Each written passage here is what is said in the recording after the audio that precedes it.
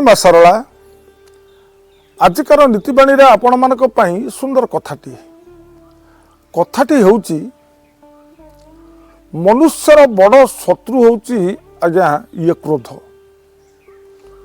क्रोध जितेबाला मनुष्य निकट को आसीजिव से काहाकू मारी पारे एवं काहाकू मध्य धाड़ुआ अस्त्र द्वारा क्षत विक्षत करि पारे।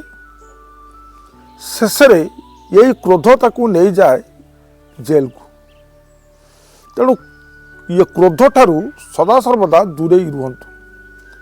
द्वितीयटी होची जिह्वा। जिह्वा को सदा सर्वदा सतर्क रखंतु। जदि जिह्वा को सतर्क रखिपारे आपण दिने बड़ विपद रे ये पड़ी पारे। तृतीयटी होची मन। मन को सदा सर्वदा ये कंट्रोल भीतर रखंतु।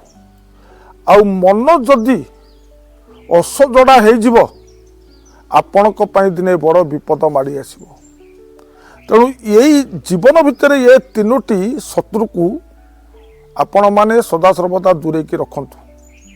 आकु दूरे की रखिले आपण दिने भल मनीष हो पारे एवं संसार रे आपण को दिने मनुष्य माने ये पूजा करिवे। यही थला ये नीतिबाणी ये निर्यास कथा।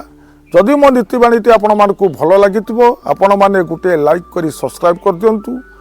अन्य मानकु शेयर कले ए समाजर हितकर हम। एतिकी कही मो नीतिबाणी को परिसमाप्त करुच्ची। ये प्रणाम। जय जगन्नाथ।